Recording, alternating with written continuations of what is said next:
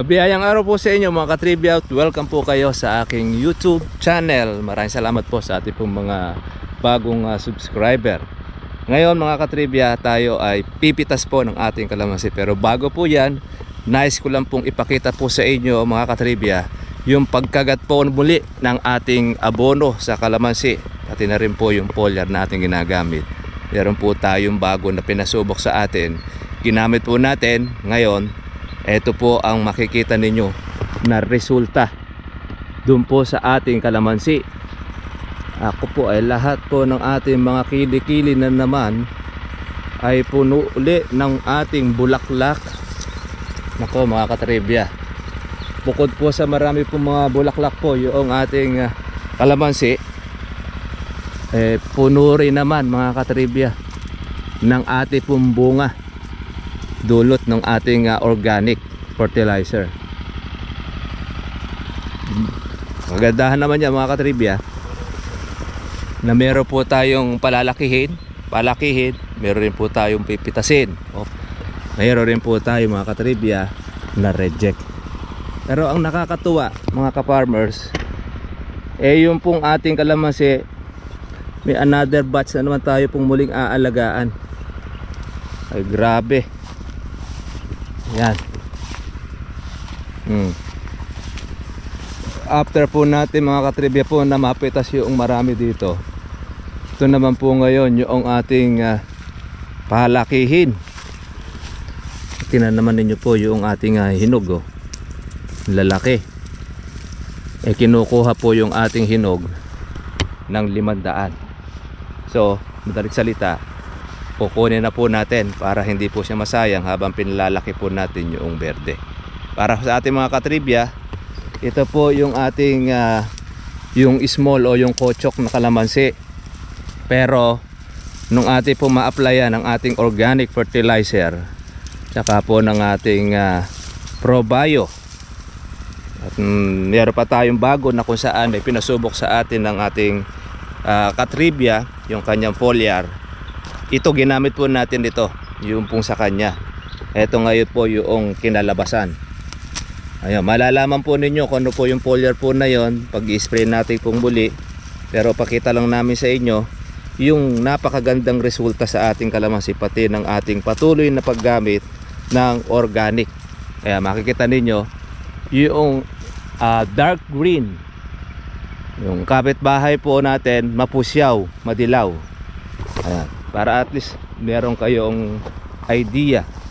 Kaya doon po sa mga gumagamit ng abono at saka yung nakagamit po ng ating ini-introduce po sa ating mga ka-farmers, kumukuha po sila pong muli ng kanilang nung abono. Tapos ang ating pong balita, ayun, nagchat-chat sa atin, tumatawag, maganda po ang resulta sa kanilang kalamansi. Ito yung gumagamit po mga katribya po noong chloride, yung pataba na synthetic. Ayan mapusyaw ang itsura na naninilaw. Alam nyo ba kung ilang beses na po itong naglagay ng abono ng synthetic? Pangatlong beses na siya. Siya po ay unang lagay, nagbulaklak, hindi nagparehas, hindi niya inalagaan. Yung pangalawa, naglagay rin siya, the same din ang nangyayari. Pagkatapos itong pangatlo, marami nilabas na bulaklak, kumo kasi wala pong marami pong bunga. Kaya yan po. Kaya lang makikita naman ninyo sa itsura, yellowish, hindi po healthy. Kumpara po natin mga katribya dito po sa ating pong kalamansi. Ayan marami pong mga bulaklak at lumalabas pa. Marami pa po siyang pong bunga. Isipin nyo, lahat po ng mga kilikili ay napakakapal ng bulaklak niya. At syempre pati rin po yung bunga niya mga katribya po ay lumalaki. Kaya nakakatuwa. Kaya kahit halimbawa mga katribya po ay sabihin ko po sa inyo yung patabang ito, hindi kayo lugi, hindi kayo argabyado. Dahil bago po namin endorse sa inyo, sabihin ako po mismo po yung gumagawa. Ako mismo po gumagawa, yung gumagamit. Ika nga, hindi tayong gumagawa. Correct natin. Si Sir Marvin ang gumagawa po ng abono nito. Siya po yung nakaimbento. Kaya ngayon ng ating pong mai-vlog. At syempre tinesting din po natin sa ating pong kalamansi. Ito na ang naging resulta. Napakaganda. Yan. Hindi lang po ang dulot niyan ay sa bata, kundi bagkos pati rin po sa matanda. Kaya nga yung kay tatay na papatayin na sana yung kalamansi, nagkaroon pa ng another taon, mga katribya. Pero ngayon ang ating pong pinipitas yung mga reject. Magre-reject muna tayo. Susunod naman yung berde sa A4. Meron kasi sa ating order po na berde, para naman po yun sa kanya pong pigaan. Ako po nakakatuwa na ibalita po sa ating mga katribya. Ito po, para po alam ninyo, 3 beses ko na itong ginamitan ng ating organic fertilizer mula po ng September. Pero eto na, magtatatlong taon na ito sa March. Malapit na. Ito mag 3 years. Pero ayan, ang ganda na po niya. Malalaki na rin po yung ating mga bunga, yung ating pong palakihin. Yan. Tingnan nyo po sa bawat mga kilikili po yung mga bulaklak. Tagal din po malaglag po yung ating mga hinog. Isipin niyo na presyo pa yung hinog natin. Kung tutuusin, sa mura po, bumaba po kasi mga katribya po ang kalamansi ngayon. Ang lakad is 1,100 to 1,000.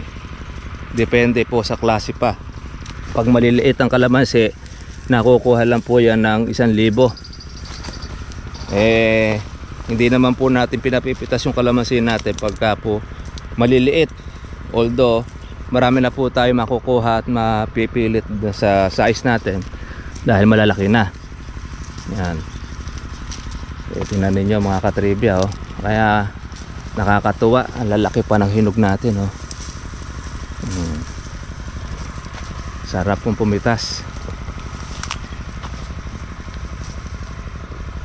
Tayo mga katribya, kunin po natin po yung ating mga reject para meron tayo pampatubig sa ating pong kalamansi. Meron pa sa mga bulaklak. Hindi na po tayo halos mahihinto. Marami na po mga katribya pong nagsipaghinto na po na pag-i-spray rito sa amin dahil wala naman pong bulaklak ang kanila. Mismo po yung ating pong kapitbahay, takang-taka doon po sa ating organic na ginagamit. Kaya lang di naman siya kumukuha, di siya gumagamit. Sinubukan nyo pa rin yung kanyang nakaugalian na. Wala naman pong mawawala. Kahit di naman siya kumuha, wala pong problema. Siya ang mawawalan, tayo hindi naman. Kaya lang, sayang lang din po yung panahon, yung pagkakataon na yung kalamansi niya gumanda itsura. Kaya lang nangyayari, lalong pumapangit. Lalaki po ng ating hinog, kaya masarap pong mamitas ng ating reject. Tingnan ninyo, anong dami po ng ating palakihin. Sino po mag-aakala na ang gamit natin ay chargeable lang, hindi po power spray, pero ang resulta para po siyang power spray ang gamit. Ang kalamansi kasi di naman kailangan paliguan mo siya ng gamot para dumami bunga. Pagsasayang lang po yun ng gamot, lalo na ngayon hindi na po pinapansin po ng mga insekto ang mga mahihinang klaseng gamot. Pero ito pong ating organic fertilizer, hindi po siya palatawag ng insekto. Although mayroon siyang mga insekto, kailangan pa rin natin mag-spray para make sure na ang bunga natin ay hindi po masisira o makakagat po ng mga putakti. Yan naman po yung ating ginagawa, kaya tayo po ay nagme-maintain ng ating pong pag-spray, pero hindi po paligo. Ay mapapansin po ninyo sa video, halos maanggihan lang po yung ating kalamansi, okay na. So nakaminus ka mga katribya po sa gamot, tapos nabantayan nyo pa yung kalamansi natin, naalagaan natin po yung mga bulaklak, tapos kagandahan naman yan, pati yung mga manunusok di sila kagad so sasalakay dahil meron tayong spray na gamot. Yan. Kaya tuloy-tuloy lang mga katribya po pag-aalaga. Kaya pinakikita natin sa inyo po yung ating paraan para meron tayong idea. Kaya shoutout natin ang ating subscriber mula po sa Bulinaw, Pangasinan. Galing po tayo doon kahapon para kumuha po ng patubig doon sa kanyang farm. Kaya lang po kaya may adobe po yung nakukuha ng ating tagapagbaon na sa kanila pong paggawa po kahapon. Sana makakuha po ng malakas sa tubig. Pero kung hindi man, papagawa na lang po tayo sa kanilang reservoir o yung reservation, imbakan ng tubig sa tagulan para sa tag-araw, yun po ang kanilang gagamitin. Si yung mag-asawang Romulo na taga France, shoutout natin. Siyempre meron rin tayong subscriber dyan, si Sir Mark Cabrera, yung ating unang dinilibera na taga Bulinaw. Malalaki na rin po yung kanyang kalamansi. Meron rin po siyang resort, ni-invite nga rin po tayo doon sa resort niya. Kaya lang minsan wala lang tayo minsan pagkakataon na makapunta. Pero minsan pag maluwag ang ating pong schedule, Sir Mark, bakit hindi na makapag ligo-ligo dyan po sa inyong dagat sa Bulinaw, Pangasinan. Pero ganoon pa man, maganda po yung ating panahon, makulimlim. Sana maghapon ito para malamig ang ating pagpitas. Kaya habang tayo nagdadaldal, nagtatrabaho po yung ating kamay, pumipitas, para tayo ay makapuno ng ating tubag. Kaya para doon sa ating mga katribya, pitas-pitas po tayo. Enjoy. Ayan, nakagandahan po noong ating kalamansi. Hanggang sa reject, nabibili. At nadidelay natin siya. Di kagaya ng kamatis, pagka yung kapitasan na at overripe na, hindi na po mabibili. Pero sa hinog, napapakinabangan pa. Kaya lang, hindi lang talaga ganun siya mataas ang presyo, mga katribya. Hindi po natin sa pipitasin, no? Ang dami pong mga labas po na bulaklak. Napaka nakakatuwa naman. Doon po sa harapan po ng ating bahay, nakabukan na po yung bulaklak. Ito naman sa atin, matanghito. Hindi kasi tayo sabay-sabay po magpatubig. Ayan. Tingnan nyo naman po ito, oh. Ayan, nakakatuwa ito. Dami po tayong reject. Pero presyo, mas gusto po ngayon ng ganito, yung reject may katas, kaysa pinipitas ngayon na berde na wala pong katas, dahil bubot pa lang kinukuha na po ng mga may-ari. Kaya ang sumisipa po na mabilis po ang benta, ang mga reject, lalo na sa Pampanga. Yan ang gustong gusto nila. Karaniwan na nakukuha nilang reject yung mga maliliit, yung mga gaholin. Kasi gaholin po yung kalamansi, nauwi lang din po sa reject yon. Wala namang katas po yung gaholin. Kaya mas gusto nila itong hinog, lalo na po sa mga lugawan, mamihan, mga pares-pares. Yan, ito yung kanilang kinukuha. Kasi mas bukod sa mas mura, makatas. Pigain man natin, marami tayo makukuha. Ayan, o, sarap pong mamitas mga katribya, o. Maganda ng panahon. Susunod naman ito, yung bulaklak naman na lumalabas. Yan ang another batch natin. Oh, nakakarami na tayo. Dami na tayong napitas. One hand lang. Wala nang pili-pili. May rejuke na tayo. Kaya mga trivia, trabaho po tayo muli. Tingnan niyo po mga katribya kung gaano po kalalaki po yung ating reject. Talagang kung hindi mo siya ilalaglag, hindi siya malalaglag sa puno. Obligado po natin pitasin Iba nga dyan yan natutuyo na lang po siya sa pinakatampok. Pero tingnan niyo po yung bulaklak nakakabit na siya, meron pang bulaklak. Tingnan niyo ito may bunga siya pero yung dulo may bulaklak. Saan ka nakakitang pataba na ganyan ang tindi ng gusar niya sa kalamansi bunga niya, ayun po yung bulaklak dapat yan bago labasan ng bulaklak kailangan mapitas muna ito kakaiba. Kahit nakakabit ang kanyang bunga, may bulaklak pa rin sa kanyang dulo. Ayan saan ka makakakita ng abono na ganyan kahusay. Isipin ninyo ang dami ko na pong abonong ginamit ng mga synthetic. Triple 14 yan, yung 2500, 1620, halos lahat na po ng abono natin ginamit Ayun. Ang medyo nahiyang lang po sa atin yung pong sulfate, yung 2100. Dyan po kami nagtagal. Pero lalo pong mas uminam nung ating haluan itong ating organic. Ito po ang naging resulta. Kain na kain po niya yung ating abono plus yung pong ating mga probiotics na tumutulong sa ating halaman para kainin niya yung lahat po ng mga abonong inilagay natin na naka-stack na hindi po nagagamit. Kumaga nakatambak lang.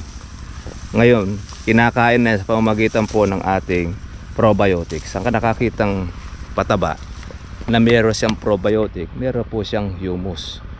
Tapos, marami pa siyang mga sangkap. Isang nakakitang pataba, kung ano tanim mong gulay, tatapatan ka. Yun po yung kagandahan po noong sa atin na dito sa Pilipinas gawa. Mga materyales dito nakukuha. At yung mga inihahalo naman po ni Sir Marvin, mga garantisado naman ito na talagang certified na kung saan na hindi siya mauubusan ng mga pinanghahalo niya. Halimbawa, ano tanim ninyo sa inyong lupa? May tanim kang sitaw, tatapatan yung sitaw mo, bibigyan ka ng pataba na para sa sitaw. May tanim kang mais, bibigyan ka ng pataba na pagtitimpla ka na pang mais. Pampatola, bibigyan ka na pampatola. Pangkalamansi, bibigyan ka ng para sa kalamansi. Yun po, yan ang kagandahan po mga katriba na dito po sa ating, at saka kakilala pa natin po yung gumagawa ng abono. Kaya mas maganda kung sa ibang bansa po natin iaasa yung igaganda ng ating farming, ng ating pong mga tanim, wala, sinisira po ng mga synthetic. Mamil lang po tayo. Sa totoo lang, humihina lalo ang ating lupa sa pamamagitan ng mga synthetic na ating pong ginagamit. Pero salamat ng marami dahil meron tayong organic na nagagamit na binabalik po yung lakas ng lupa. Yan po yung kay Sir Marvin. Kaya yun naman po ang ipinakikita ko po sa inyo para meron kayong batayan na hindi lang po ito sa bibig lang, kundi pinakikita ko sa inyo yung resulta ng abono. Ayan tignan nyo po yung bulaklak niya mga katribya.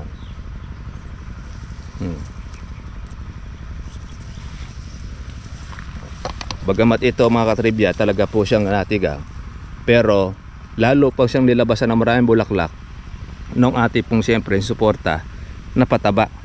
At mayroon pa tayong bagong natuklasan, yung ating foliar na organic din. Kaya magkakatugon na ito. Darating rin ang panahon Pag nagtuloy-tuloy tayo nito, baka sakali mawala ang pag-i-spray natin. Na ito napakaganda, magiging pure organic po yung ating ginagamit. Kung pwede lang po tayo na hindi po bang spray po muna para sa ating pong kalamansi at magtutuloy ang bunga, bakit hindi natin gagawin? Kaya lang siyempre tayo po ay tumutuklas pa rin. Kaya kung hindi po natin to i-sprayin talaga ngayon, sa tindi po ng mga insekto, sisirain po yung ating bulaklak. At tinan ninyo po, punong-puno ng bulaklak ang ating pong kalamansi. Isang kapa. Kaya sigurado mamumuti ito ng bulaklak. Kagandahan naman yan, matitibay po yung petals. Hindi po siya yung pagka-synthetic malalabsa. Konting galaw mo lang malalaglag na. Ito hindi. Ayan makapit Yun nyo makapit. Hindi siya naglulugas yung bulaklak. Kaya sabi nga po nung naka-imbento, kung si Sir Marvin ang kanyang na-imbento ay yung para po sa ilalim, siya naman para sa dahon naman. Kaya kailangan po natin sa yung nakausap. Kaya yun po, ginamit po natin, pinatesting po niya yung kanyang foliar na pang spray. Kaya susunod po nating sprayan, yun po ang ating gagamitin para at least magustuhan ninyo, okay. Makikita naman ninyo po ang epekto sa kalamansi. Ang trabaho naman nun, pinatitibay niya po yung bulaklak, pati po yung bunga na hindi po siya malaglag, pampakapit nga. Although yung kay Sir Marvin meron na rin siyang pampakapit, lalo pang madadagdagan, lalong mas maganda. Ang gandahan kasi nung kanya rin organic, dahil magkakasabay po pala silang nag-seminar noon sa PhilRice sa mga organic fertilizer. Kaya kilala niya si Sir Marvin. Alam niya rin po yung kalidad ng kanyang pataba na ginamit. Yung sa kanya naman, ang concentrate niya sa dahon. Si Sir Marvin naman sa lupa, sa halaman mismo. Yan. Nakakarami na tayo ng ating pagpitas. Ito na mga katribya po yung ating pitas na kalamansi, ating reject. Marami na tayo.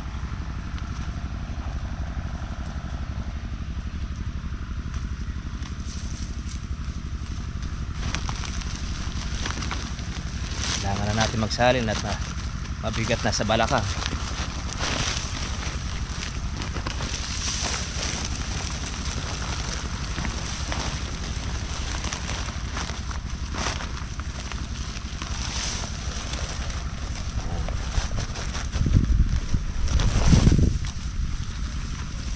Meron na tayong kalahating bag. Saglit lang natin ito napitas mga katribya. Okay, tapos po tayo pumuli yung ating taparera o kandongga.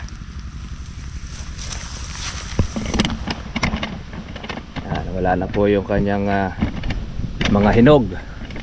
Berde na po yung natira. Nakakaisang bag na po tayo mga katribya ng ating pong reject. Lalaki po ng ating mga reject mga katribya. Makaisang kumpa tayo, isang salin bago tayo makakain ng ating pananghalian. Medyo maaga-aga pa. Makakapitas pa tayo ng pwedeng kalahating bag para konti na lang po ang ating pupulutin sa pagpitas natin sa after po natin kumain. Medyo umiinit tapos lumalamig, tapos iinit ulit. Ganyan na po talaga ang panahon, kaya maganda po yung klima natin, kaya magandang pumitas. Magka partner po yung ating uniforme, reject pula, orange, tayo naman po yung nakapula.